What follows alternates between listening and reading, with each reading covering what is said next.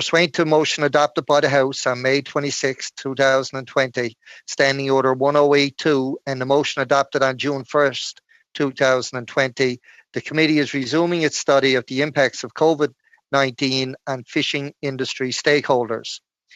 Today's meeting is taking place via video conference. The proceedings are public and are made available via the House of Commons website.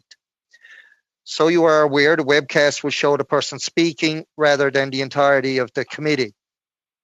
We had to modify our witnesses at 1 p.m. Eastern Time because some were unable to connect with us. They were informed that they can send us briefs in writing. Some other witnesses have not been in touch with us to test their connection and sound, as we normally ask the witnesses to do.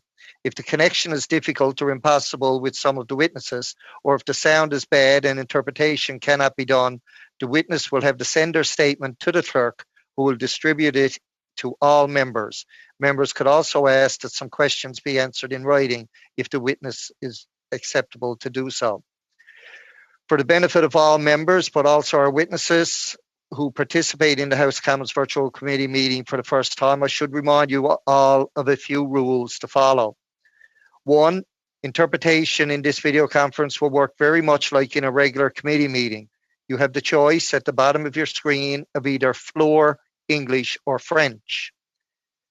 As you are speaking, if you plan to alternate from one language to the other, you will need to also switch the interpretation channel so as it aligns with the language you are speaking.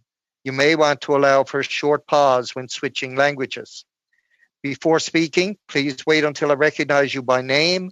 When you are ready to speak, you can click on the microphone icon to activate your mic. Should members have a point of order, they should activate their mic and state that they have a point of order. If a member wishes to intervene on a point of order that has been raised by another member, I encourage him or her to use the raise hand function. In order to do so, you should click on participants at the bottom of the screen. When the list pops up, you will see next to your name that you can click raise hand. This will signal to the chair your interest to speak and will keep your names in chronological order. When you are not speaking, your mic should be on mute. The use of headsets is strongly encouraged. Finally, when speaking, please speak slowly and clearly. This might be especially important today. Our witnesses are not necessarily with us from an office with high-speed internet and high-tech equipment. We will try and do our best, and this could mean talking slower than usual. Should any technical challenge arise, for example, in relation to interpretation or a problem with audio arises, please advise the chair immediately and the technical team will work to resolve them. Please note that we may need to suspend during these times as we need to ensure all members are able to participate fully. Before we get started, can everyone click on their screen in the top right-hand corner and ensure that they are on gallery view? With this view, you should be able to see all the participants in a grid view. It will ensure that all video participants can see one another. I would now like to welcome our witnesses for today. With us are, of course, Jean Letang, Director General, Fédération Régionale Acadienne des Pêcheurs Professionnels, and of course, Paul Landsbergen, President of Fisheries Council of Canada. And I know, Paul, you've appeared before committee many times. So I'll now ask the witnesses. I'll go with Mr. Letang first. Point of order, Mr. Chair. Yes. Désolé, Monsieur le Président. Sorry, Chair, my camera is not working. Can I disconnect and connect once again if it's possible to do that, please? And just a clarification, because I know there have been some changes to the list of witnesses for today, and perhaps we could be informed as to why certain witnesses have not joined today. So can I disconnect and connect in once again? Is that possible, sir? Yes. We'll suspend. We'll suspend. Thank you very much. If you're doing that. Mr. Chair, you don't have to suspend. Oh, okay. He can reconnect very quickly. Okay, good. I'll wait for him to connect. Before he did have a question for some witnesses not appearing, and I'll answer that as soon as he reconnects.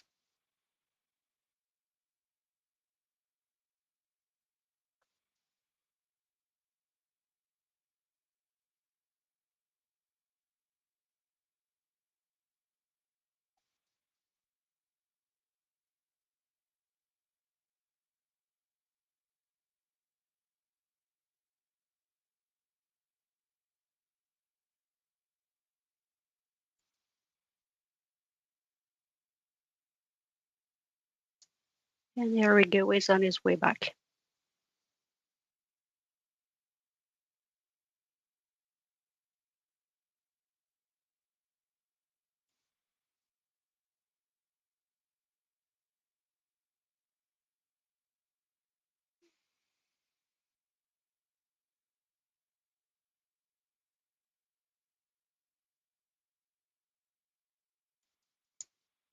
So Mr. Cormier is with us.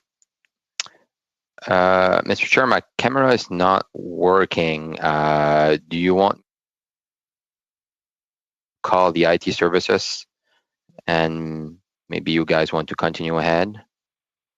Yeah, we'll continue ahead. You can listen by voice. We don't necessarily have to see your picture or see your face. If you still want to participate, or if you want to call IT, you certainly can. Just to answer one question that you did have, Mr. Cormier, with regards to witnesses who were on the list and not appearing today or had not the opportunity or whatever, the staff earlier in the day, and I think around 11:30 a.m. this morning, they contacted one witness in particular, and the internet connection was not stable, so they couldn't do the usual tests and to get things done. So they had to advise that they can send in their testimony by writing, and it will be distributed to all the members. It's very difficult, and I think that's some of the challenges in doing the meetings the way we're doing them, is the fact that people have to have a stable internet connection to be able to participate properly, both by voice only and as well by video conference. So we'll keep working on that, and we will try and make sure, if we can, to include the witnesses as we move forward with this study. We'll do everything possible to make sure the witness has an opportunity to testify by video conference, if at all possible. So I hope that answers your question. But now we'll go to Jean Latang for 6 minutes or less for your opening statement, please.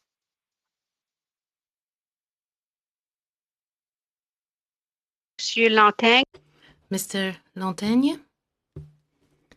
Good afternoon, Chair. Good afternoon to everyone. I think you can hear me well.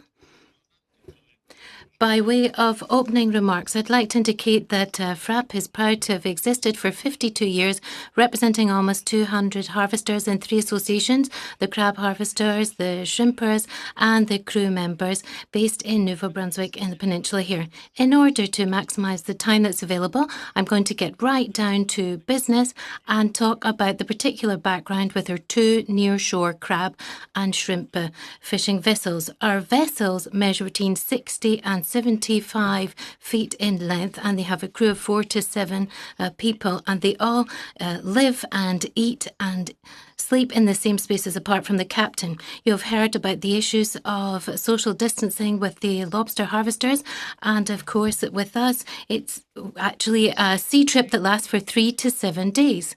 Mr. Lantagne? I'm afraid we've lost sound from Miss Nancy Vaux. You're on mute. I would ask you, Mr. Lantagne, to please choose French at the bottom of your screen as your language of choice. And if you switch into English, then do change your channel at the bottom. Is that okay now? Thank you.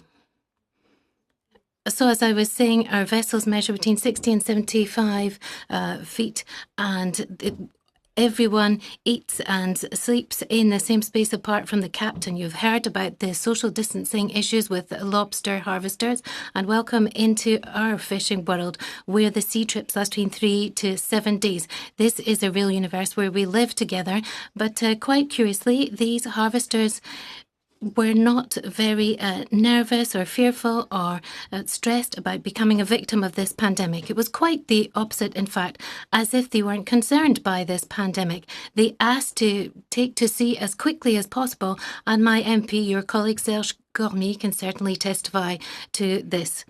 So it's not that the public health rules that is difficult, which have been applied in the vessel maintenance areas and on the docks, but rather the problem is the reduction or the disappearance of our markets. And you have heard from the DFO senior management sharing the same observation. As you know, catering, cruises and casino buffets have disappeared like morning mist. In the case of snow crab, around 85% of our production is exported towards the United States. However, due to the product exclusivity, we are quite lucky, and our producers are able to sell their products to certain food service distributors and also to big players in the US retail sector such as Kroger. But all of this at a price that's less than 50% of what we had in terms of prices in 2019. It's not the best scenario, but compared to Nordic shrimp, at least it's working. Let's talk about Nordic shrimp, where Canada became a big global player between 2010 and 2015. Unlike snow crab, competition for market share on the global scene is really fierce, and particularly because of the presence of aquaculture products that come in from Asia and South America. It's mainly exported towards the US, Scandinavian countries, the UK and China, but with COVID-19, our producers have found themselves with no market this spring. And our fishing season, which starts on the Scotian Shelf in March on the 1st of April in the Gulf, was actually delayed until last week. So we have lost 10 to 12 fishing weeks. I'd like to add here that the Newfoundland harvesters still do not have an agreement with their producers, which would allow them to go and to fish. In terms of prices, it's very problematic, with drops of more than 50% compared to 2019. Is it profitable? The answer would be no, but we have to wait for the end of the season before we can confirm that. The fixed costs for this type of vessel are situated at around $500,000 per year. So we've got a fishing season that's been cut down by 10 to 12 weeks. So it'd be extremely difficult or even impossible to become profitable in these conditions. The big unknown factor just now is the harvest performance. If the catch per unit effort were good, that would help the situation. But our fishing experiences late in the summer or in the fall have never been very conclusive. I'd like to add that the cost of a sea trip comes to around $42,000. There are also different price categories depending on the size, but to add insult to injury, the 2020 market is a small shrimp, which is at around $0.80 per pound. So this will give you a good idea of the quantity of shrimps that are required per fishing trip in order to avoid incurring a deficit. At the end of March, within this context, we asked to have a meeting with the department in order to find solutions. We did not have the impression that we had been heard either by the minister nor by the senior management in the DFO in Ottawa. After several attempts, finally, on the 4th of June, we were able to have a teleconference call of 30 minutes with the minister. But since then, we have not received any answer to our requests. In the annex to this document, you will find the list of the points that we put to the DFO and the Government of Canada, which deal in particular with elements for reducing costs such as licence costs and the wage subsidy for the whole fishing season. In terms of solutions, we believe we have to develop the Canadian market. For example, 80% of the shrimps consumed in Canada come from outside of Canada, and our big food store chains often promote king crab from Alaska rather than Canadian snow crab. So how should we proceed? Either we could change the role of the DFO so that it deals with marketing, or else within the Agri-Food Canada, we could have a fish and seafood branch in order to promote local consumption. We also need to review with the industry the various existing distribution systems that are mainly targeted towards certain given export countries. It is easier to send 500,000 tons of shrimps or crabs to China rather than sending 100,000 to Loblaws in Toronto. Another solution is diversification of products. as there are many changes with food industry and there are many variations in products, but our processing plants are static in terms of the production that we offer to the markets.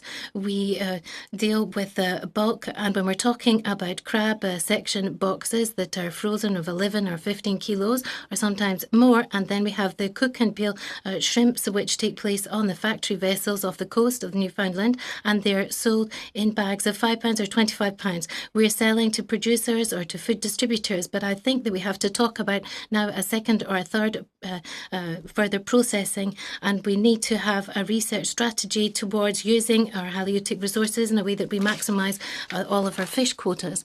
We do not have a dedicated research and development institute in Canada. Sometimes there is a project or a specific research idea, but in general, there's not much that happens. If we look at the Icelandic model, they have a marine product research centre called MATIS. To round off, I think that in spite of everything, we have been fortunate up until now. You didn't get to say, hopefully it will come out in the line of questioning later, and by all means we invite you to submit your statement to the committee as is. We'll now go on to Mr. Landsbergen for 6 minutes for less with your opening remarks, sir. Thank you very much, Chair, and I apologize for poor internet connection and not being able to show a video. But most of you have seen my face before anyway, so I don't think it'll detract from the deliberations. It's a pleasure to participate in with you this afternoon. And as some of the committee members have changed since my last appearance prior to the election, I should just indicate who I represent. So the Fisheries Council of Canada is the national voice for the wild capture sector, representing processors on all three coasts. Practically all members harvest. And so for those of you on the East Coast, you know about the fleet separation rules. So I represent the processors and the offshore harvesters. Most are privately held family-owned businesses. The fishery sector in Canada has enjoyed strong growth in recent years, and the value of our exports were up 25% in the last 5 years to $7.5 billion. So this is good news. And the sector employs nearly 80,000 from across the country, primarily in coastal communities. Our top 4 export markets by value are the US at 61% share of our exports, China at 17%, the EU at 7% as a block, and Japan at 4%. Lobster and other crustaceans are the top product grouping, representing 55% of our exports. Fresh or chilled fish is second at 14%, and mollusks are third at 7%. Turning to the pandemic, impacts on individual companies varies, as Sean indicated, depending on species, product format, geographic market, and market segment. Products that would typically go to food service or white tablecloth restaurants have been the hardest hit. And unfortunately, seafood is not top of mind for takeout. The trade stats can be used to assess the disruption of the global trading system and its impact on our sector. March exports were down 15% as a whole for fish and seafood. And we did see some panic buying during March, which mutes some of the pandemic's impact during that month. April exports were down double that, down 30%. Aside from the market disruption, there was tremendous effort to protect our workers and vessel crews. FCC has been doing everything it can to help the sector stay on top of the public health guidance, and companies are investing in PPE, modifying operational configurations to create more distancing, implementing more sanitation practices, and more. And in some sectors, there is a reliance on temporary foreign workers, and some have been more successful than others in securing them in light of the pandemic. We are pleased that the government has come forth with the Canadian Seafood Stabilization Fund in recognition of the disruption faced by the sector. And the priority for the sector is the health and safety measures for workers. These are increasing costs for everyone. For example, a processing plant could spend upwards of $50,000 a year or more on PPE. Costs to install physical barriers are in the tens of thousands per plant. And isolating vessel crew before voyages adds costs as well. The program will also help shift operations to serve retail markets, and it will be administered by the regional development agencies. For regions not included, they will be eligible for support from the Regional Relief and Recovery Fund. and we hope that the stabilization fund will go live imminently. I have to say that companies are quite anxious to learn exactly what is covered and is not covered. The sector is eligible for the economy-wide measures, the wage subsidy, the response benefit, and smaller operators are eligible for the business account. Financing support from the EDC, BDC, and Farm Credit Canada is also helpful. In particular, we have confirmed that Farm Credit is now providing support to the factory freezer vessels as they have integrated harvesting and processing operations. As economies open and the food service market recovers, it will create opportunity for our sector to recover. But it will be a long and difficult voyage. We look forward to many discussions with you and other parliamentarians and the government on how best to position the fishery sector to contribute to the recovery of Canadians in coastal communities and across the country. I look forward to your questions. Thank you. Thank you for that. We'll now go to our first round of questions, and I will remind both Mr. Landsberg and Mr. Latang, when answering, if you could put the mic as closely in front of your mouth as possible so as it could be heard clearly. We'll now go to Mr. Arnold for 6 minutes or less. You have the floor, sir. Thank you, Mr. Chair, and thank you to both of the witnesses for being here today. Mr. Latine, in early May, Minister Jordan stated that it was up to each individual area to determine if fishermen wanted to delay their season openings or to stay on shore. Were you and your members able to determine determine the season opening date for your harvest areas as a group? Were you able to determine those opening dates? With the snow crab, we were able to work in consultation with the department. We wanted to go out at the beginning of April, around the 10th or 12th of April. However, with the Minister and with MP Cormier, they wanted to make sure that the plants would not present any danger for workers, so we delayed the fishing season to the 24th of April. So there was a 2-week delay.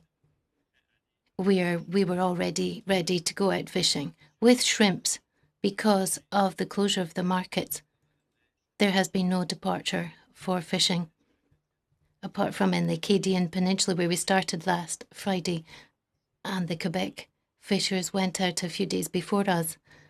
But with shrimp, it's the market that really decided, rather than a joint decision being taken with the department. Thank you. So it sounds like the season opening was due to delays in the processing plant availability. Did the delays in the season openings have an effect on the harvesters and processors? Did the delays cause a surge in the harvest? And what did that do to pricing and so on? When it comes to the prices, there's difficult markets, so it didn't really have an impact, the delays. But for Mother's Day, back in May, that did allow the snow crab to come in, and the US wholesalers really promoted snow crab for Mother's Day, so that was positive. When it comes to the question of the delay in the fishing season, there's another issue, of course, at the North Atlantic right whale, and that's really acting against us because the fishing zone is closed. Up to about 85 or 95% is closed, and if we'd been able to start earlier in the springtime, that would really have helped us out. So that's why there's this question of when the season can open because of the North Atlantic right whale. Okay, thank you. Maybe we can come back to the right whale further later on. Mr. Landsberg, after months of delay, the Government of Canada announced the Seafood Stabilization Fund, the Harvester's Benefit, and the Harvester Grant. When the minister appeared last week, she said some of the announcements could start being opened through applications in the coming days or weeks. Are you aware of the stabilization fund, the harvester benefit, or the harvester grant being open for applications yet? Thank you for the question. No, all of those three programs are still in the design phase. I understand that, as the minister said last week, the stabilization fund is due to be opened imminently, whereas the harvester grant and benefit will take a little bit longer.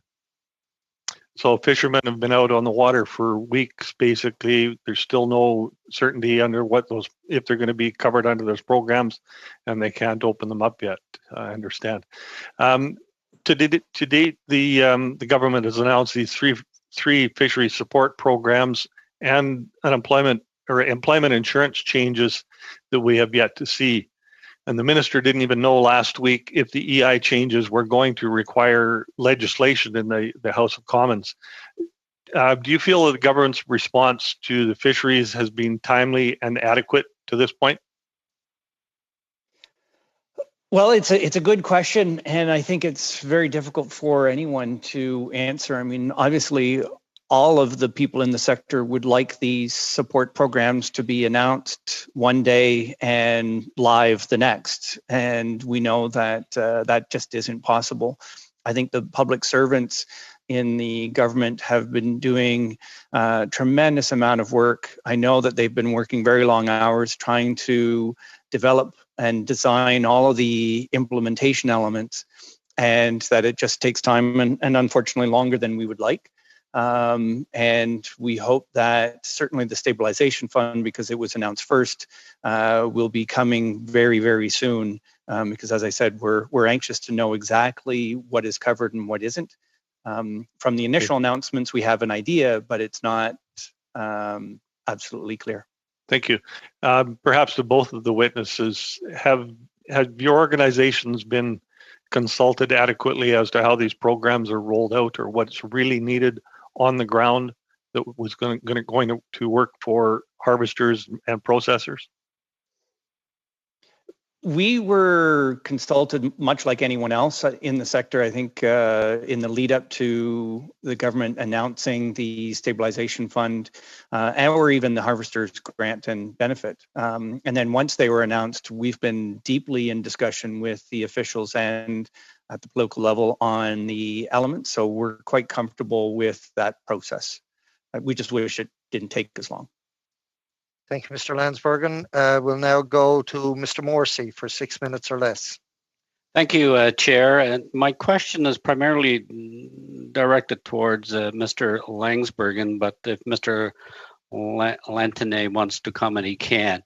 I think we have to be, for the record here, make clear that government and the department had roughly 6 weeks to deal with a 100-year incident, which was the shutdown of the worldwide market on seafood. Nobody could have ever predicted or dreamt that a situation like this would have occurred.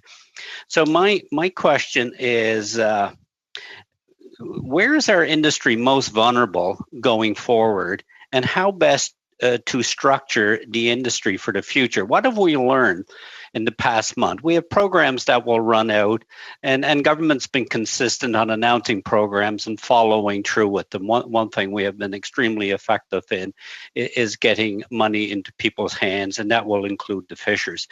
My question to both of you gentlemen representing the industry is, are we focused enough today to learn from this issue, and where do we have to position ourselves so that we're not vulnerable to a similar worldwide situation that could literally, nobody could predict it, that the worldwide economy could almost shut down within 24 hours? Well, it's a good question. I think no one could have predicted this, and no one could really have better protected ourselves from a global pandemic. No market was including government immune to it, including government. I mean, no market was immune. Like we're relatively balanced between food service and retail markets. We're relatively diversified in our export markets. We export to 139 countries. Yes, the US is the dominant one and always will be for Canada. But it's just a very painful fact with a global pandemic. So where a DFO historically has not been in the marketing business. It's been in managing the resource, protecting the resource, ensuring long-term conservations are put in place. So again, where do we go on that? Could you just address that briefly? Mr. Morrissey, I'd like to add something. I do not agree with this. I think we put too many eggs in the same basket. We're too dependent on certain markets and we stick there. We develop a market and then we think we're going to always have business with these people and we don't explore other markets. And as I said in my presentation, we have to exploit our resources to maximum, and we don't do that in Canada. We live in abundance here, and there are too many products that are thrown overboard or thrown away by plants as waste. We have to develop strategies where we really use 100% of our resources. We have to work on that. We need to take a different paradigm shift. Mr. Chair, I'm going to give the rest of my time to my colleague, Mr. Cormier. Very good. Go ahead, Mr. Cormier. Merci. Désolé que ma caméra ne fonctionne pas. And thank you, and sorry that my camera is not working. Good afternoon to everyone, including Mr. Lantaigne. Mr. Lantaigne, I've got a few questions to you to clarify the comments from Mr. Arnold. So first of all, with the shrimp season, it started now. What do you think the season's going to be like? I imagine there will be losses, but how do you think the season is going to shape up? Do you think the harvesters will be able to fill some of their quota, or what do you think it's going to look like? Of course, it's very difficult to predict because we've just had about a week of fishing and we'll have to see how the markets are going to react. The plants are very strict about the size of the product. The only place where we can sell shrimp at the moment is in the sandwich market, where they want small shrimps. It's the least expensive, it's the low-range shrimp. So that means it's going to really limit the fishing business's capacity to maximize their income. Is going to be very worrying. We'll see that in the next 2 weeks. We'll see how things shape up.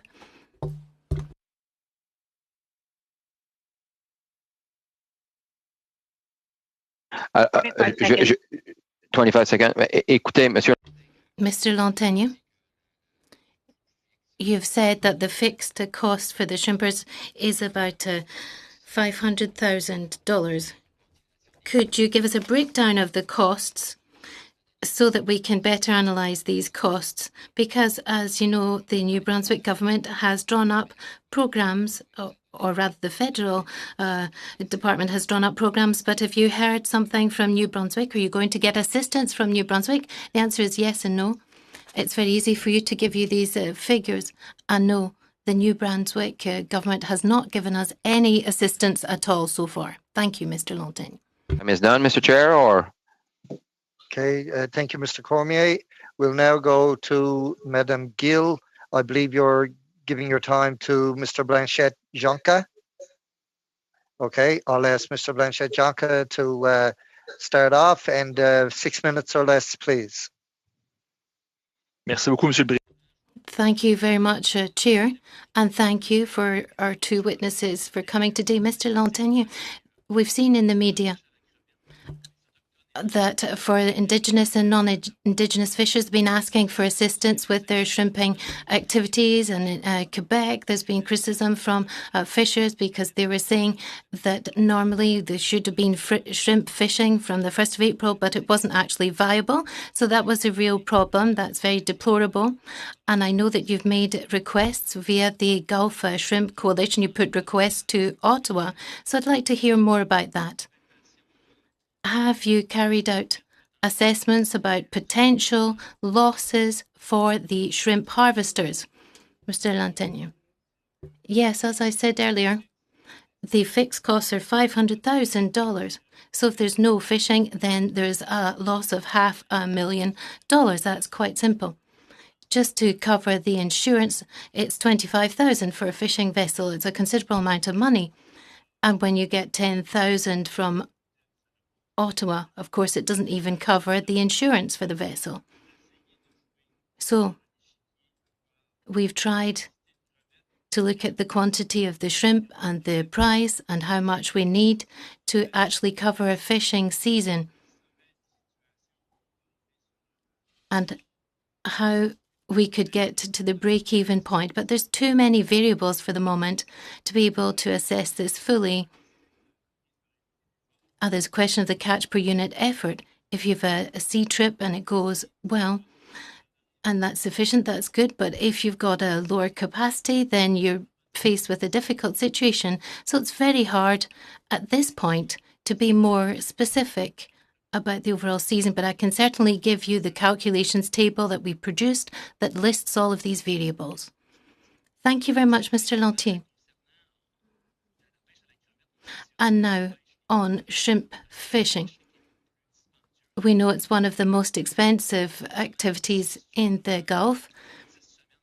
And then there's the 10 weeks in the east of Quebec and Acadia.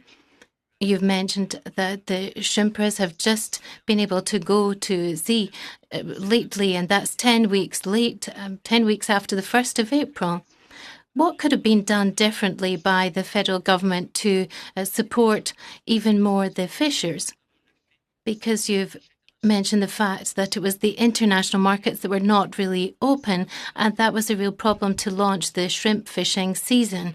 So I'd like to hear feedback about possible steps that could have been taken by the federal government or the recommendations that you've suggested. The measure that's been announced by the federal government with Prime Minister Trudeau about the guarantee for supporting surplus inventories, that should have come in much earlier. And then, of course, the 62.5 million is a very small amount when we spread it out across Canada. I think this fund, the stabilisation fund, should have been launched much earlier. Thank you, Mr. Lantin.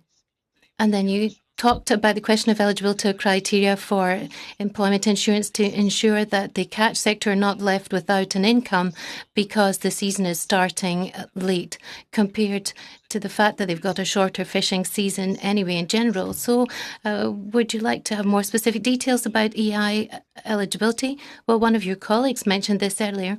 The criteria have still not been published. They haven't come out yet. That means that fishers are very worried about this. And we don't know what type of shrimp fishing performance we're going to have this year. Are we going to be able to have something to count on or not? We don't know. Employment insurance is a very good support for the industry. Fishers really appreciate this program. However, the fishing activities are their main income, and just have to depend on employment insurance doesn't really allow them to cover all of their financial needs. Of course, this EI assistance could help, but once again, we're still waiting for the specifics, the details on this program. They haven't come out yet. Is there a final date that should be respected by the federal government to clarify all of these requests that you've put to the government? Well, the season is already so behind when talking about the shrimp fishing season. It's going to be difficult, but of course, if the market opens up a bit, well, that's an unknown factor, but we want to, of course, get action as quickly as possible. we're going to be out fishing until the fall. So the 1st of September would be an acceptable final date. So if shrimp fishing would continue until December, then this could be delayed or cancelled because of meteorological conditions, and there could be a loss of income because of weather conditions. Do you think there should be some other sort of financial support? Because if we want to extend the fishing season, it may not be possible because of the weather. Well, there are two important requests that we put to the government. First of all, to suspend the fishing permits, which cost between $15,000 and $25,000, and the fishers have had to pay for these to go fishing. We'd like that to be reimbursed. And then secondly, the financial programme for businesses where they can get $40,000. We've asked the federal government in our list of requests to multiply this by 3 and to be given a financial business support of $120,000 for these fishing businesses, because we know that they have got significant financial costs that they have to meet. And so we believe that the subsidy should come to $120,000 rather than $40,000. This time is up.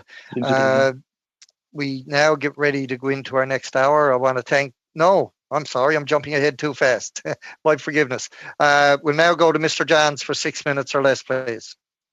Thank you, Mr. Chair. Mr. Letang, you just touched on something I was going to ask about, and that was around the licensing fees. Can you talk about how important that ask was?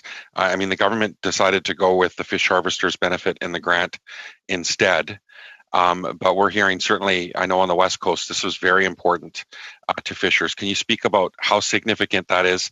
And because we know fishers are going to have a very difficult time coming out of this season. Yeah. Well, as I just explained, this is a significant cost for the snow crab. It's $132 per tonne, and it's 70.5 per tonne for the shrimp. And given that the federal government had not granted any funds yet, we thought that this would be a very appropriate way of giving fishers a helping hand without the federal government having to put its hand into the coffers, but rather to cancel this cost, and that would really help fishers, because in order to be able to pay this cost of $25,000, the fisher has to produce $40,000, $45,000 or $50,000 worth of gross income in order to be able to pay these bills. So this would have been easy support to apply, and we still do not understand why the DFO has refused to take this approach and instead has decided to go for the subsidy of $10,000, and for the shrimpers and the crab fishers, they're not eligible because they've already applied for the $40,000 subsidy. Thank you. Mr. Landsbergen, you're welcome to comment on that as well. And maybe just Mr. Landsbergen, if you could just also touch on the fish harvester benefit and the fish harvester grant. Is that satisfactory to your members? What kind of communications have you heard from the department in terms of response from that? And do you have any idea how many fishers in your association will apply for either the fish harvesters grant or benefit? So most of my members are not eligible for the harvester grant or benefit, but there are a few smaller members that could benefit from it. And one of the issues that we flagged for the government, which is addressed through the harvester grant, is that chairperson crew that earn a variable compensation through a percentage of the catch, their payroll was not being captured in the right spot on the T4 slip, and so they're being captured by that, and so are their employers. But as I said, that really doesn't help my larger members. In terms of the fee relief. Sorry, can you speak a little bit about the conversation with the department in response to those concerns about those that are falling through the cracks? Well, like everyone else in the sector, and including many of the harvester groups, we all flagged that people were falling through the cracks from the economy-wide measures, like the business account and things like that. And so we said that the chairperson's crew were not being captured, and therefore that would deem their employer ineligible for the business account. And so the harvester's grant and the benefit, those were designed to fix those technical ineligibility things. Can you also talk about the importance of the liquidity in terms of the cash flow situation? 40,000, we heard from Mr. Latang how that's not even close to adequate. Can you speak about how significant it is that the government expand that? Well, I think if they expand that, as I said, my members are too large, so they're not eligible for that. Their payroll goes above $1.5 million. Right. But Mr. Lentine did mention the fee relief, and I think as this pandemic continues, if the market disruption continues longer than we originally anticipated, then I think everyone in the sector will be interested in fee relief and access relief. My members are paying into the millions of dollars for access fees. And so, there may be a time when we need to revisit that decision. Thank you. Mr. Latang, you were talking about Iceland and research and how they've got an excellent model there. Can you expand a little bit about that as well? Maybe could you touch on how the Canada Food Purchase Plan, if that's serving your members, this rollout of this program, the way the government's designed it?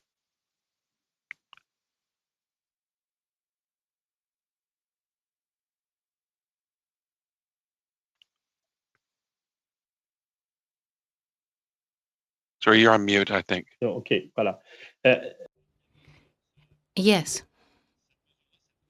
This measure applies when we're not able to sell all of our stocks, but it's we hope that we will find solutions and will not need to use the surplus food purchase program. But as Mr. Trudeau said, rather than throwing away food and losing it, at least the government can buy it and distribute it to people who need this help. It's terrible to find ourselves in this situation. And it shows how weak a situation we're actually in, because we have not deployed efforts to develop our products even more. We're really stuck in a straitjacket doing what we've always done. So we're a victim of our own success. We've been just sleeping at the switch, resting on our laurels. But now we're waking up, and it's quite a tough wake-up call, but I think it was predictable that this was going to happen, because for too long we've just done things in the same old way without looking at other possible ways of doing things. Thank you, Mr. Johns. Okay. Your time's gone way over. I want to say thank you, of course, to our guests today, Mr. Lantang and Mr. Landsbergen, for joining us here as we do this study of the effects of COVID-19 and the fishing industry and people involved in it. We're just going to suspend for a brief moment while we allow our two guests to sign off and make sure we have the other guests lined up. And I will say that Mr. Dwayne Boudreau, President of the Gulf Nova Scotia Bonafide Fishermen's Association, will be joining us in this second hour. Thank you very much. Merci.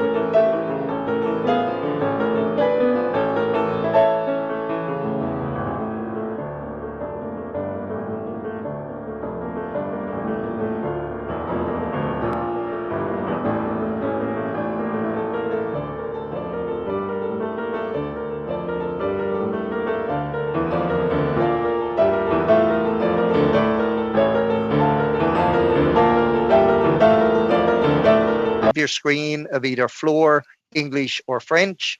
As you are speaking, if you plan to alternate from one language to the other,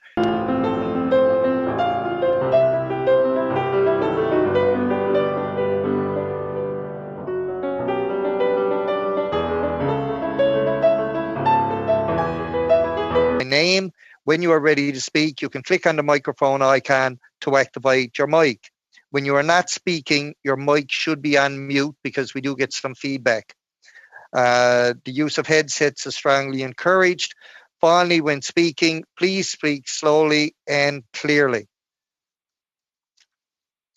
Should any technical challenges arise, for example, in relation to interpretation or a problem with your audio arises, please advise the chair immediately and the technical team will work to resolve them. Please note that we may need to suspend during these times as we need to ensure all members are able to participate fully. Before we get started, can everyone click on their screen in the right top hand corner and ensure they are on gallery view. With this view, you should be able to see all the participants in a grid view. It will ensure that all video participants can see one another. So our witnesses for this portion of this meeting is, of course, we're joined by Melanie Sonnenberg, President of the Canadian Independent Fish Harvesters Federation. As well, from the Gulf of Nova Scotia Bonafide Fishermen's Association, we have President Dwayne Boudreau. And from the Member 2 Development Corporation, we have Chief Terence Paul, Chief Executive Officer. So now to our witnesses, thank you for joining, and we'll now go to Melanie Sonnenberg for 6 minutes or less for your opening statement, please. Good afternoon, everyone. Thank you, Mr. Chair, and thank you to the committee for inviting the Federation to appear today. The Canadian Independent Fish Harvesters Federation is the national advocacy voice for over 12,000 independent harvesters that land most of Canada's seafood, and collectively we employ about 30,000 crew. We are the people who produce most of Canada's lobster, crab, wild salmon, shrimp, and ground fish. Our seafood landings put Canada among the top fishing nations in the world and make us the single largest private sector employer in the majority of our coastal communities across Canada. Canada's fisheries sector was hit particularly hard in January by COVID-19, which is earlier than other sectors. And as the seasonal nature of the fishery has left it exceptionally hard hit by the pandemic, with critical decisions centered around the ability of harvesters to survive the present market conditions and financial crisis that has impacted the industry. Canada's fish harvesters are facing very difficult times, and we hope by appearing today we can identify some of the gaps and issues that have arisen as a result of the situation around COVID-19. The Federation has been closely following the various emergency support programs announced by the Government of Canada in response to the economic crisis caused by COVID-19. Of particular interest to our members has been the Canadian Emergency Business Account, the Seafood Stabilization Fund, Farm Credit Canada, the Canadian Emergency Relief Benefit, and the Canada Emergency Wage Subsidy, and just recently the Fish Harvester Benefit Program. Unfortunately, due to the nature of our industry, as well as the various restrictions and limitations on the programs, it is difficult, if not impossible, for some fish harvesters to access the programs as they are presently structured. More adjustments need to be made to assist harvesters, but there are almost certainly others that will fall between the cracks if we do not proactively take steps to prevent devastating losses to our independent harvester fleets across the country. Considering the unique situation of our industry and our ability to provide a secure food source to Canadians, we wish to highlight the following concerns that exist for harvesters. The Fish Harvesters Relief Package that was announced May 14th was welcome news. Now, harvesters urgently need details, eligibility requirements, and when funds are going to be released. We acknowledge there is considerable work to get the program going, but those in industry that are not eligible for other programs urgently require financial assistance. The new enterprise owner-operator that is just beginning a business in the fishery and has no financial history continues to be left out of most programs.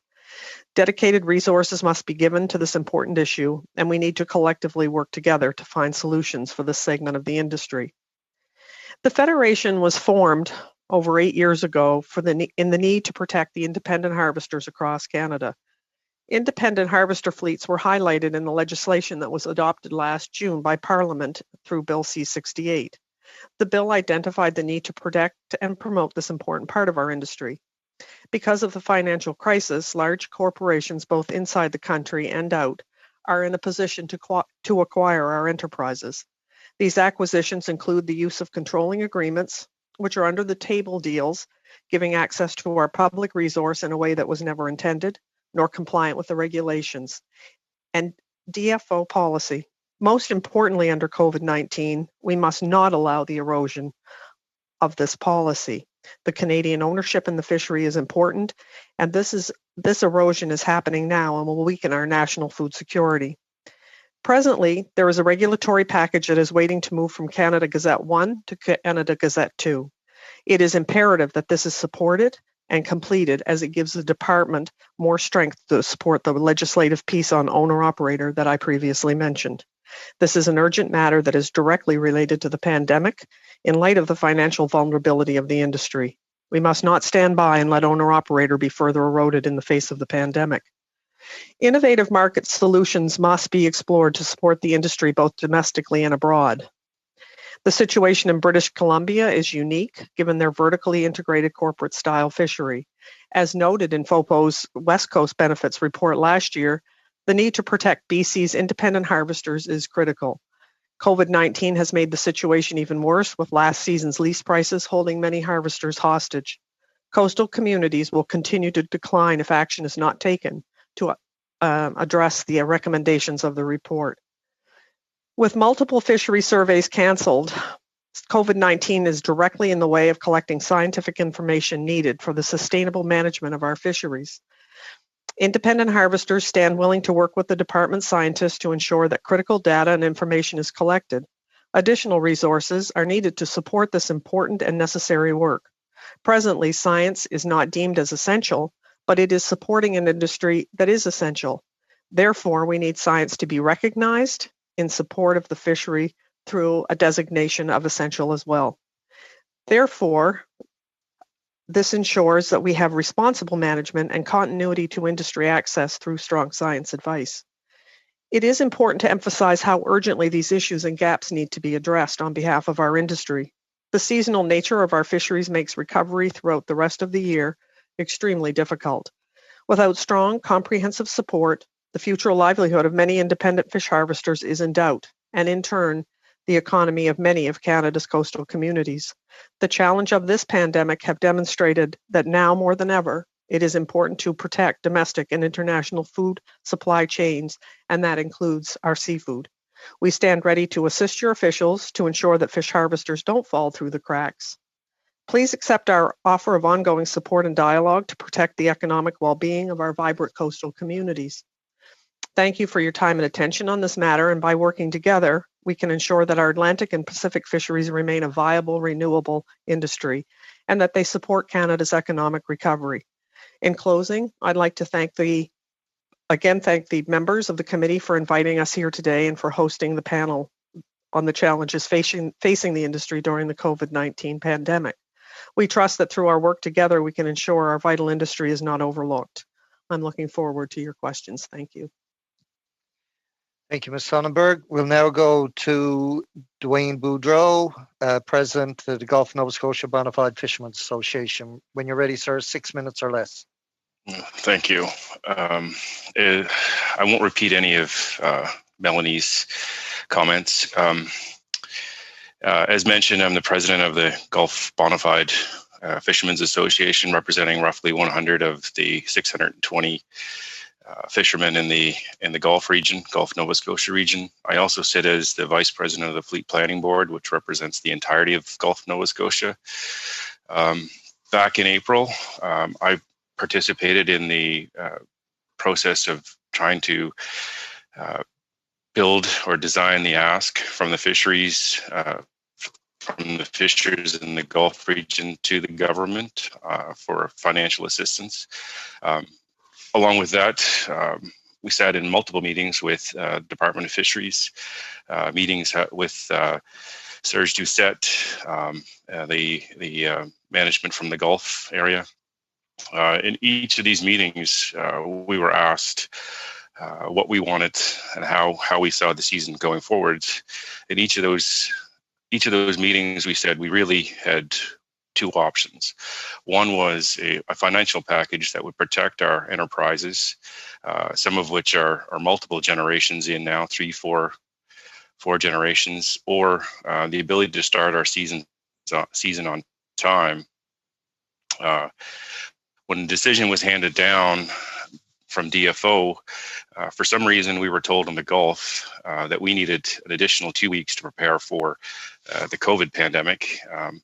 Oddly enough, it was only Gulf Nova Scotia that needed this time.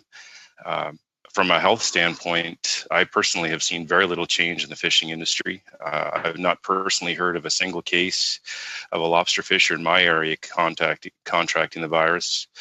The biggest impact that COVID-19 has had on our season is obviously the loss of 2 weeks and 25 to 40% of our income, as well as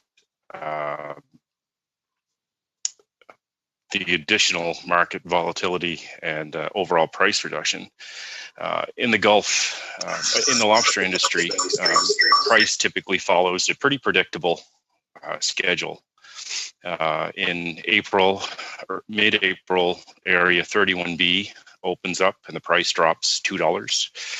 At the end of April, the remainder of Area 31, the entire eastern shore opens up along with the Gulf, and the price will drop another $1. Mother's Day arrives and we see another price drop. Then at the end of May, the South Shore closes their season and we see an additional drop.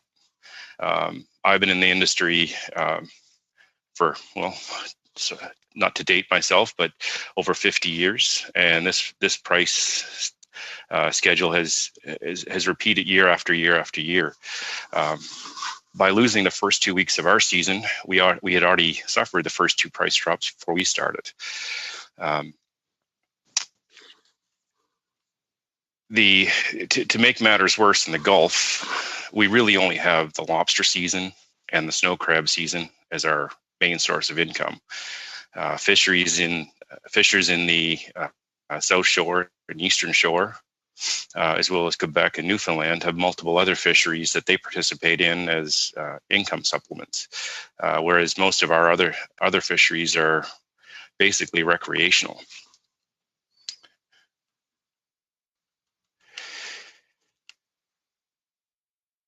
So by depriving the fishers in my area of 40% of their income with really at this point still no viable economic assistance package, we've pushed a lot of fishers to the brink of financial ruin, and we still haven't seen a package that will prevent that.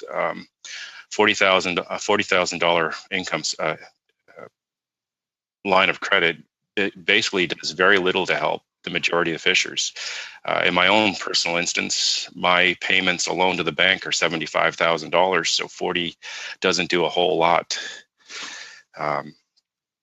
The other concern that I have that's come out of this is the first time in history that the department has made a decision on delaying a season based on economic reasons. The mandate of the department is conservation and protection, and that's how it should remain.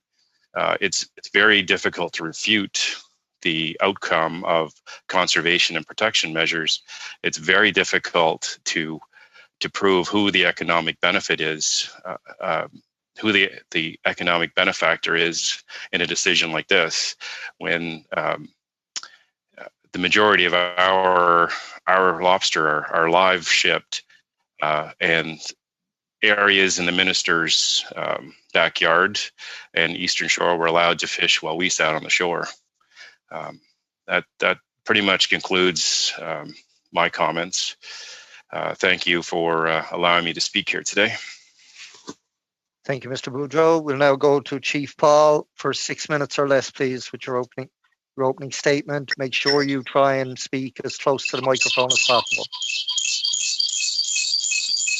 Okay. All right. Thank you, Mr. Chair. And the members of the panel. Are you hearing an echo? I am, and on my screen, Chief Paul, there's actually two squares lit up when you're speaking. There's one that you're on by video, and then there's another square that's got your name there, but it's like there's two sounds overlapping each other. So I don't know if you have two devices on or what's going on, but if you could continue, we'll try and see what's going on. Yeah, I do have two items on, and one is an iPhone and one is the iPad. And I don't have earphones for the iPad. I have it for the phone. So can you hear me clearly? I can hear you clearly there now, yes. Okay. All right. Like I said, thank you, Mr. Chair, and members of Parliament that are on the Fisheries panel, and of course, staff. Good afternoon. Thank you for inviting me to speak with you today regarding COVID-19's impact on our community. Today, I am with you from my community of Membertou, where I've been the elected chief for 36 years. I also serve as the lead for Fisheries with the Assembly of Nova Scotia Mi'kmaq Chiefs. In my time leading our community of Membertou, we have been through a great deal of struggle surrounding our rights. But I have also had the opportunity to be part of new opportunities within the fishery. One that I am particularly proud of is how our Membertou fishery has been built and has grown under our community's leadership. With the sudden threat of COVID-19 forcing closures in many of our operations in Membertou in March, we took action to create emergency operation plans and an emergency COVID-19 budget. The Membertou Development Corporation, of which I am the CEO, our revenue last year was 67 million. Our fishery operation accounts for $3 million of that total number. Due to our loss of business, we initially projected $13 to $14 million in lost revenue in our total COVID-19 emergency budget. Due to low prices and reduced catches imposed by buyers, as well as buyers placing daily limits on our lobster, we anticipate that $900,000 to $1 million of our overall loss will be within our fishery. Shrimp prices, as been mentioned before, are very low, and we are anticipating a 60% loss of that revenue due to lack of markets. We were incredibly pleased to see our fishers move forward with the fishery this season, given the magnitude of what has taken place over the last 3 months in our country and around the world. When we put our boats in the water this season, we already knew we would come up short, but we knew that for the sustainability of our community and our fishers, we needed to go fishing. Our season is still in process, and our quotas are being caught. However, we're losing 1/3 of our annual profit due to the low prices this season and a late season start, as was mentioned before. Here in Cape Breton, Unamagi, crab is selling for $3.50 a pound, when last year it was valued at between $5.75 and $6. Our lobsters are selling for $4.35 a pound instead of their usual $6 and up. These numbers have fluctuated and continue to do so. Aside from the financial impacts of COVID-19, there have been many social implications as well. Our communities have been deemed higher risk for the virus, and therefore we've taken great steps to protect our people, especially our elders. Many of our fishers had to make difficult decisions on whether they would go out on the water this season and risk bringing home the virus. If they didn't go, they risked not making a living for their families. We stepped up to do our very best to protect our fishers and supplied them with the PPE equipment like sanitizers, forehead thermometers, gloves, and other safety equipment. This was a cost of more than $5,000 to begin the season. Our fishery department employs 50 people. We have 4 crab crews made up 6 crew members each, and 6 lobster crews of 4 fishers each. These are good paying jobs for our community, and the majority of our fishers are grateful for the opportunity to be working during this pandemic. Throughout the course of the pandemic, we've been in touch with our political representatives on all levels to come to the table with us and understand the significant financial loss that we will be facing this season. Nearly $1 million in fisheries loss alone. Our community of Membertou and the other Mi'kmaq communities across Nova Scotia need support from our government to help alleviate the overall loss to our communities. Revenue generated within our communities supports other aspects of the community, including education, social, and health. I understand that being here with you today, you're looking to compile this information, and I hope that very soon we can come back together to talk about opportunities to support our fishery at a time of our great loss. Well, Alio, thank you. Thank you, Chief Paul. We'll now go to our round of questioning. We'll go to the Conservative Party. Mr. Bragdon, for 6 minutes or less, please.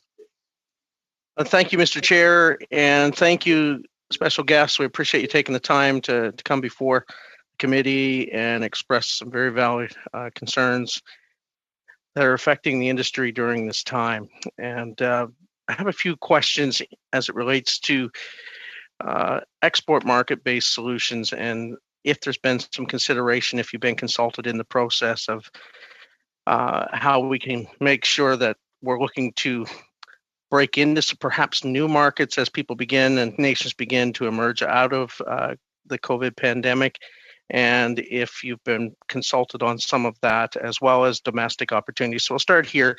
Since late February, it has been clear that COVID-19 was eliminating a lot of our export markets for Canadian fish and seafood, while other nations like Australia and the UK have taken decisive and timely action to reconnect their fish and seafood sectors with high-value overseas markets. In Canada, we are still waiting for government action. Are you aware of any government initiatives that is currently reconnecting our fish and seafood to overseas markets? I start with Mrs. Sonnenberg, I guess. Thanks for the question. Clearly, the marketing issue is one. As the Federation sort of started into COVID, we did a short, medium, long-term view of, what we thought our crystal ball was, in its best form, what we would need to address. So one of the things we did talk about is marketing. It's not as much our bailiwick, to be very frank, but we put it on the agenda each and every time. Miss Sonnenberg, I will just interrupt. There we go. Yeah. That's it. So as we go forward, we hope to spend more time on it. To be very honest, we've spent more time right now on the relief package and other financial aid things that have been put up.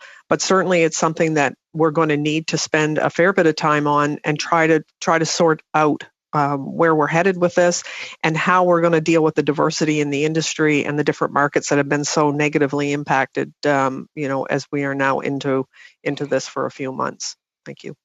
Thank you.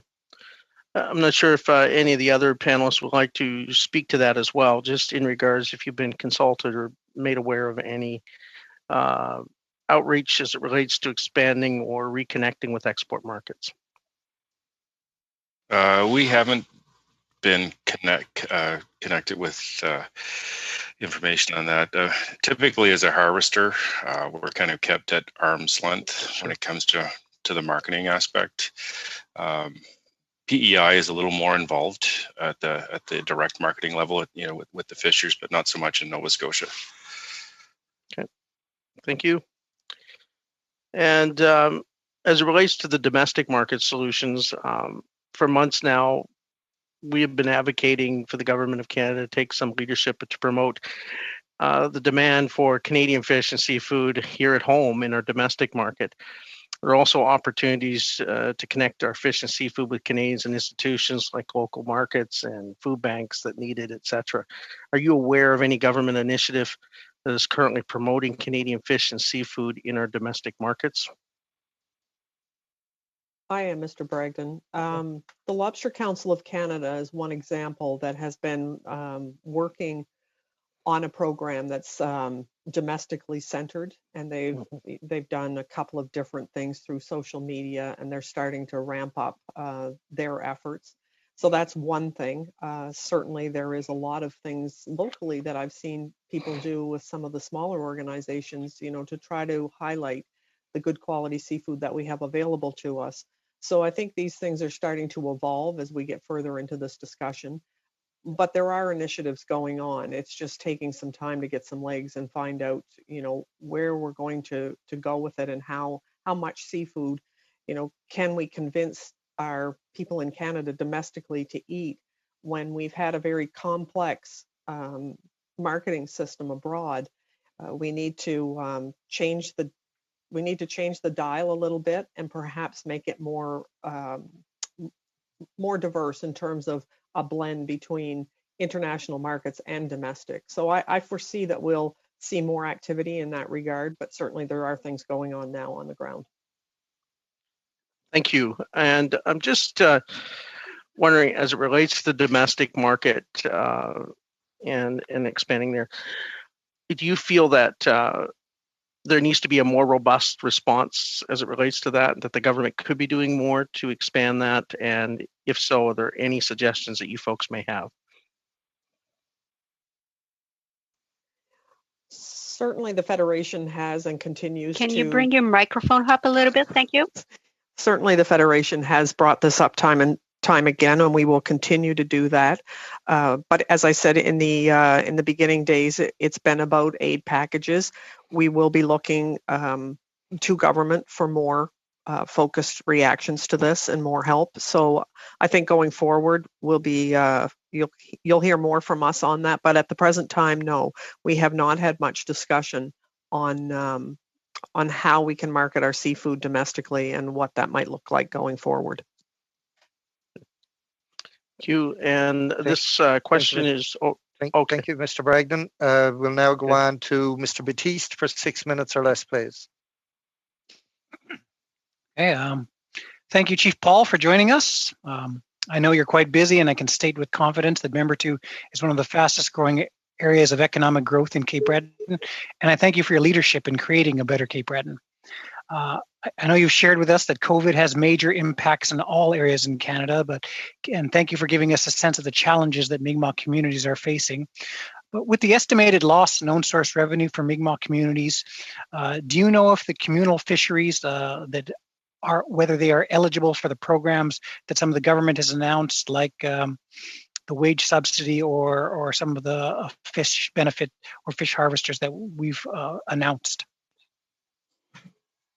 No, thank you for that. But no, we're not eligible. That's one of the problems. I know they have funds for harvesters, but we're not classified as harvesters.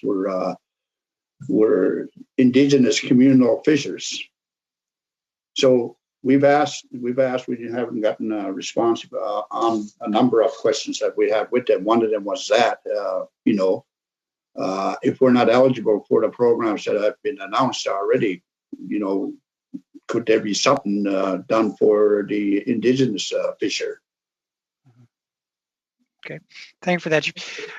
Can you elaborate on some of the barriers that you're facing, the Mi'kmaq fishermen are facing out there during the COVID era? Can you give us any examples of the challenges that many Mi'kmaq bands and many Mi'kmaq people who are trying to get into the fisheries are dealing with due to the recent difficulties and challenges with COVID and beyond? Yeah, well, we're like many other fishers that were operating at great loss for our operation here. But we also have, as you may already know, the other MPs, certainly Jaime, you do, that we have a right to the fishery. It's a treaty right to the fishery, which was decided back in 1999, and we're still not exercising that. And when we try to, for example, I'll give you an example, and it's been in the news, I think it went across the country even, when we tried to fish for food, which we have a right to do, our boat was burned. So this is some of the stuff that we're facing, and we've been talking to the government through DFO for many years, and we're still not able to get come up with an agreement yet. It's a very, very slow process. Governments change, so it's. I feel that all of government needs to take this seriously. That there's a Supreme Court decision on our fisheries, and that we need the DFO's help to implement that fishery. Okay. Do I have time for one more question, Mr. Chair? Yes, you have almost 3 minutes left. Okay, I'd like to go over to the Federation now. I'd like to get a sense of how much, what is the difference in terms of domestic versus imported, what exported? What is the actual number of percentage which our catch in Canada remains in Canada versus going to other places across, in international markets? Do you have a breakdown of in percentage what that would be? Mr. Baptiste, thanks for the question. I don't have those numbers at my fingertips, but I can certainly see that the committee gets them. I think what's important to remember is that we have about 35 million people in Canada, and the domestic markets go to millions and millions. And when you look at places like the United States or some of the Asian markets, we're talking considerable numbers of people that it looks quite different than our own domestic market. And that's why I say a blend of international and domestic markets is really what we need to strive for and find that balance. But I can certainly get you some information, and I'll see that the clerk gets it. Okay. I guess this is a question for all the panelists, if I have just one more.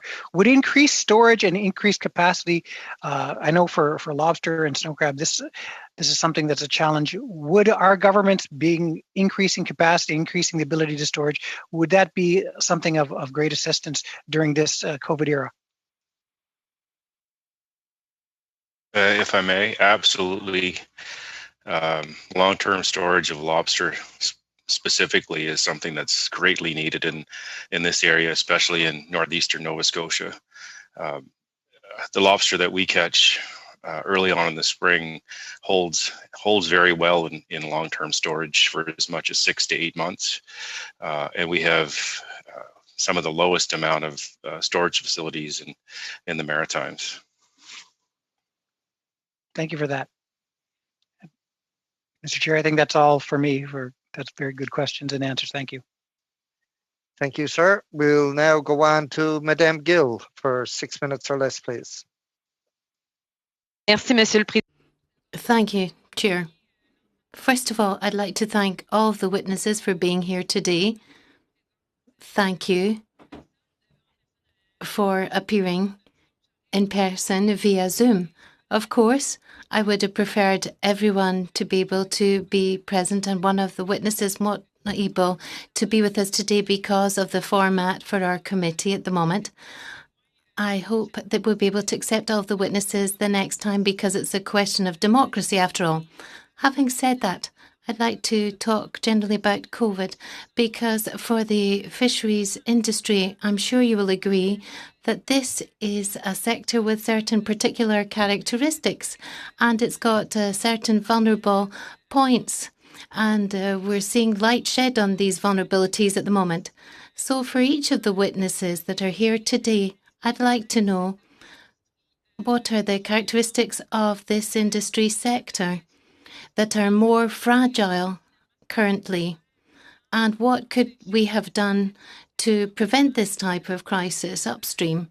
Because unfortunately, we are not protected against another crisis next year. So what can we do so that we can put the sector on a more stable footing? Ça s'adresse à l'ensemble. And I'm putting this question to all of the witnesses. I cannot hear, says Madame Gill. I can just highlight a couple of things, Madame Gill. One of the things that's really critical right now is the need to get money into the hands of harvesters. And you've heard several times this afternoon that that has not been as rapid as we would like to see it.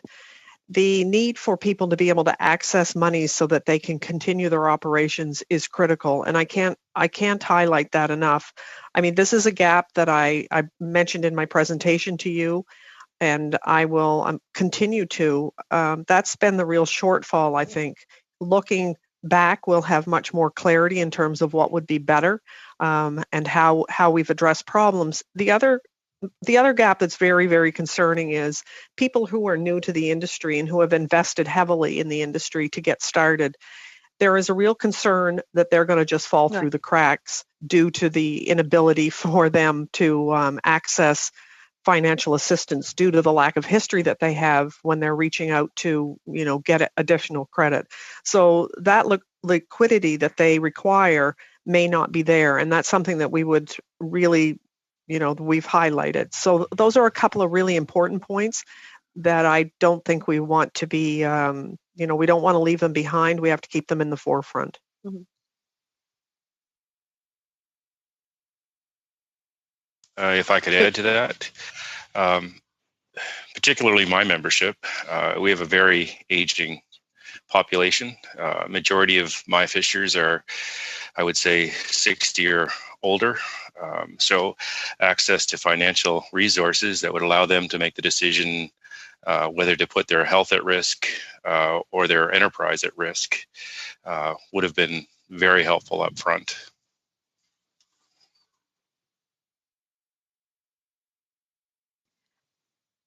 Si je poursuivais. Now, to continue, I have questions about research and development. Several previous witnesses talked about this, and Ms. Sonnenberg, you talked about the question of promotion and diversity of markets. How could the government support this in a more structural way? How could it support all of this research and development and opening up markets and diversification of markets throughout Canada? How could we do that throughout Canada?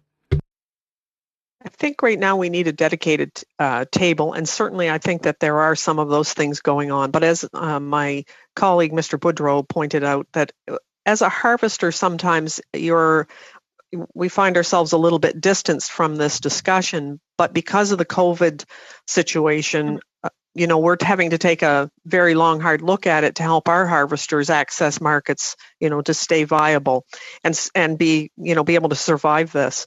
So I think going forward, we need to have some structure where we're doing only that. We have a number of forums that are going on that you've heard about, where we're talking about a wide variety of things, but definitely a dedicated table where we start to have experts come in and we start to look at ways that we can diversify the market, promote our products. And in the case of the surplus food protection or purchase program, how would that work for us? Those are the things that we need to take some time on now. And because we're coming out of that immediate crisis, the timing is getting better for it. But I can tell you in the beginning of this, we spent most of our time looking at how we can, get financial assistance to the industry. And we still continue to do that. But I think we're in a place where we could start to shift into another place as well in conjunction with it.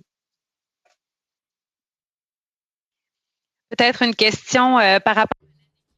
Now, a question in the year to come. Of course, we want to have measures for the current year, but with the fisheries sector, there's going to be certain impacts next year as well.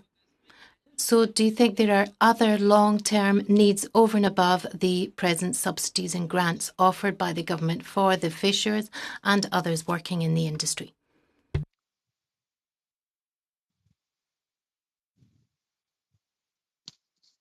That might be a question best answered by my colleagues on here, because certainly they're closer to the industry in terms of work.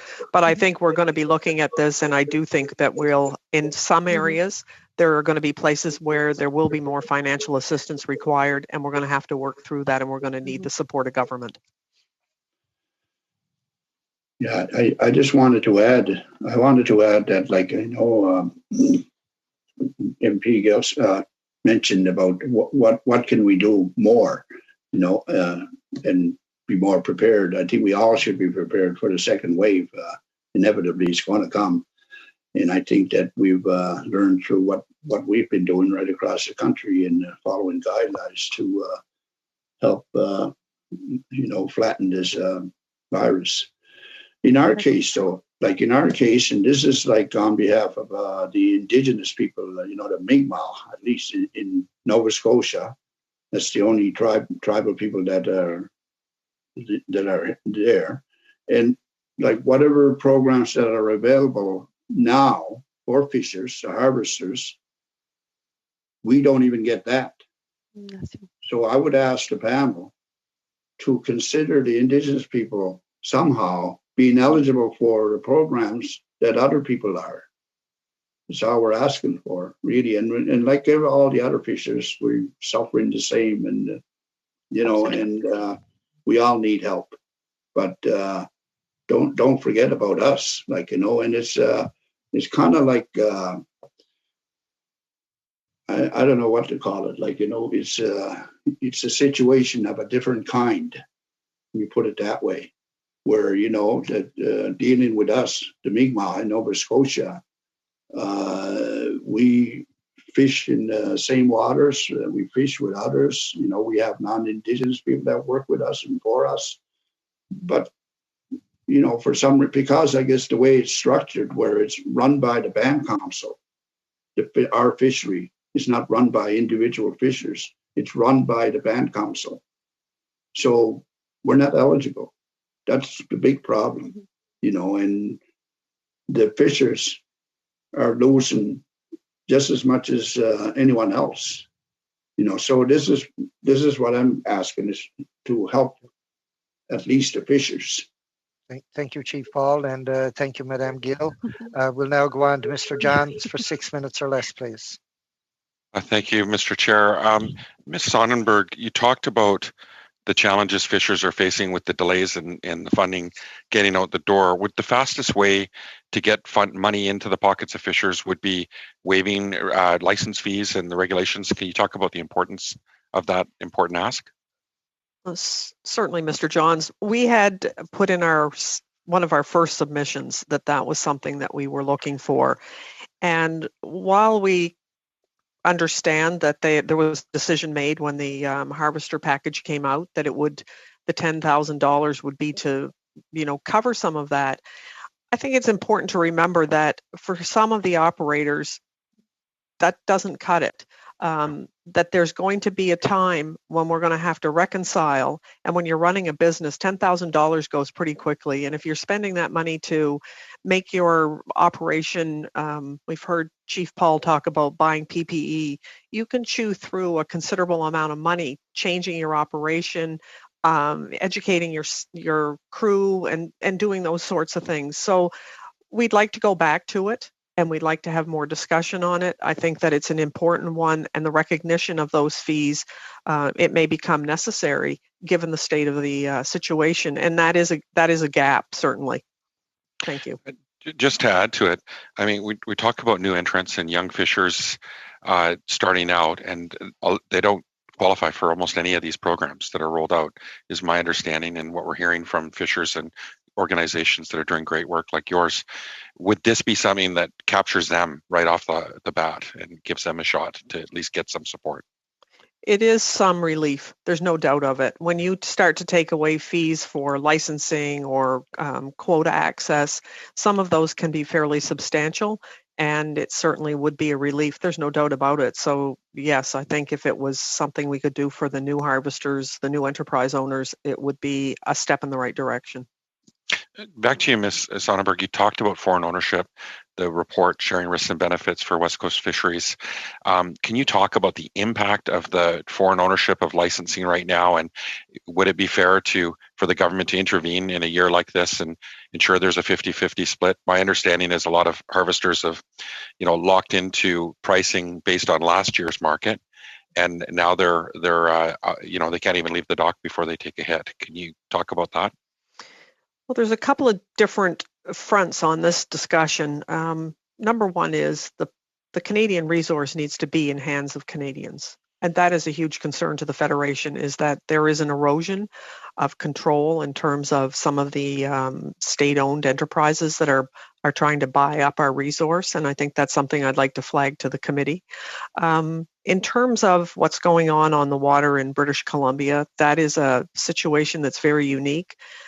This committee made some very great recommendations in terms of getting a change. I mean, to change the tide, really, and to start down in a different direction. And that needs to be done because the coastal communities in British Columbia and in other parts of the country are being impacted by corporate takeover. And our communities run on the support that they get from these enterprise owners, owner-operators, independent harvesters, whatever the terminology is that you use in your region. In BC, it's independent harvesters. These folks need to be assisted, and we need to see some dedicated help go to them, and it needs to happen quickly. We don't have time to languish in possible solutions. We need to get to the table. We need to find some things that will help them solidify their operations and be able to go forward. And financially, they're going to have assistance too. And this package that's coming out, the fish harvester relief package, even if we could have some details around it so that people would have some understanding of what their eligibility might look like. And I think that's been a huge issue, and I'm sure you've heard it from some of your own constituents, that not knowing is almost as bad as being rejected when you apply for the program. So those are some of the things that I think we'd like to see right away. Thank you. Thank you for that. That's very important. Chief Paul, you talked about some of the barriers that Indigenous fishers are facing around capacity building, around financing. Can you speak a little bit to that? I know that where I live, the New Chalmette Seafood Corporation has been lobbying for more investments in capacity building. Would this be something that you could speak to in terms of your community and how that's affecting your members? Yeah. It certainly is. It's where we have a lot more people that want to go out fishing, and they can't get access.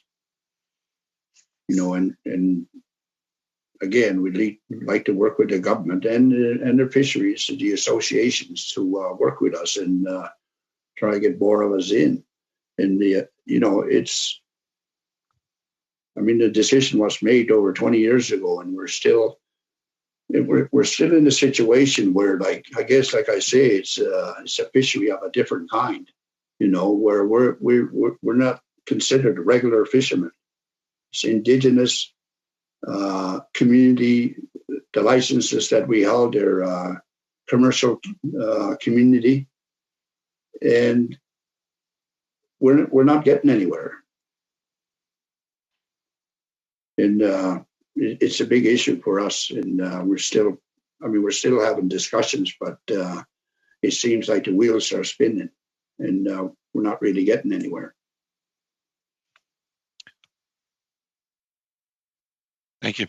How much time do I have, Mr. Chair? Very short question, Gord, if you could. Yeah. Mr. Boudreau, can you also maybe speak a little bit about how important the license relief would be for your members on the East Coast there? For the majority of my members, the license relief would be a help, but it would be a drop in the bucket. Okay. Most of my guys are probably less than $500. That doesn't pay your expenses for one day of fishing. Right. So it's liquidity and financing that they need as well. It is. And the big thing that most of my guys desperately need is payment protection on their enterprises.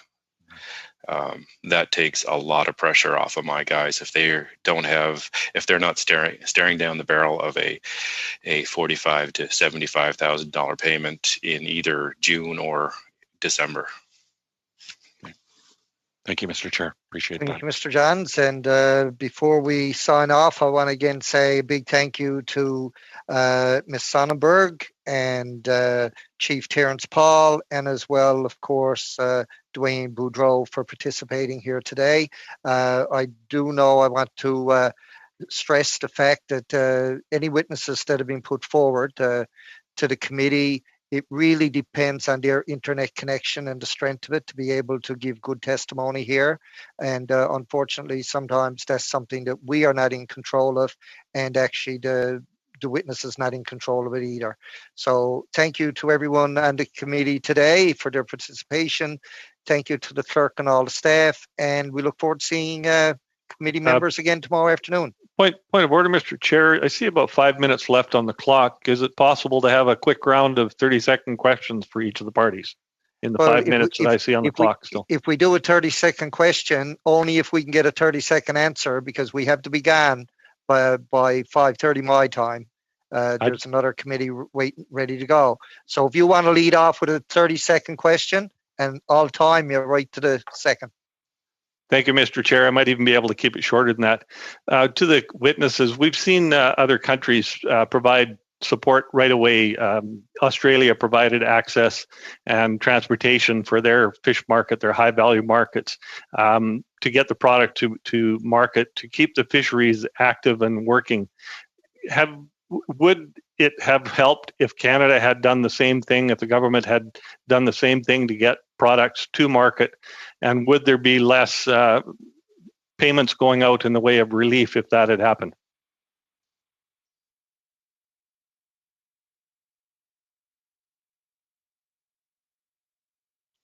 Anybody going to take that one from Mr. Arnold? Yeah, it certainly would help. That's for sure. Yeah. I mean, I would say I give a thumbs up on that question. Yes, we certainly can use the help. Like I said, we're different, and we're not eligible. And it seems like we're not eligible because of who we are. We're not thought of. Like, I know that when decisions are made about funding, for example, that industry, the fishing industry, whatever the program you come up with, it doesn't extend to our being eligible like anyone else. Okay, thank you, Chief Paul. Mr. Morrissey, for 30 seconds, please. Thank you, Chair. I want to go to Melanie. Sorry, Ms. Sullenberg. I've known for a while. You made the reference that we must support science in DFO, that you see science as a way forward to deal with if this ever happens again. Could you comment briefly on our government's commitment in the science area over the last number of years in building the science capacity of DFO? I think certainly we've seen an increase in the interest and the support that's been given to science. But as far as COVID goes, I think what's important for the committee to understand, and I'll try to do this shortly, is that our fisheries management plans depend on good science. We make decisions based on good science. And when we lose the ability to get out and collect some of that critical data that we plug into our fisheries management plan, it's devastating, and there'll be an economic hardship as a result of it. So I cannot stress enough to the committee how important it is that science is just as essential as the actual industry that it supports. Thank you. Thank you. Madame Gill, for 30 seconds or less, please.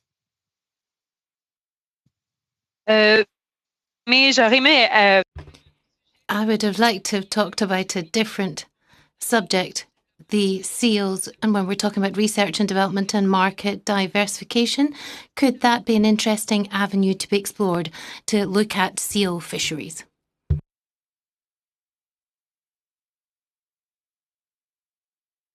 Anyone? It's definitely an untapped market, and you would get, it's rare that you'll ever get fishermen to agree on anything, but they would absolutely agree to participate in a seal fishery. Thank you for that. Mr. Johns, very briefly, please. Yeah, thank you. This is a question, Ms. Sonnenberg, around the Canada Food Purchase Plan. Can you tell me what needs to be in that plan to help support fishers? We know in Alaska and the U.S., they've done very well at supporting their fishers in times where prices are low. Can you speak about what the government's doing right now and what needs to be in that? Well, again, I go back to the issue of having a dedicated table, and I would emphasize the diversity in the fishery. It makes it really difficult to just give a simple, straightforward answer when we look at the diversity of the species that are being harvested in our country. You know, how we get those out and get that kind of support that we need is going to be on a case-by-case basis. So I think that table with different parties representing different species and some experts on, you know, how to put that product out there, that's what's needed. And right now, we have not spent time there. We've spent more time on trying to find financial solutions so we have people who can bring us, you know, that bring species ashore, and then we can get it to market.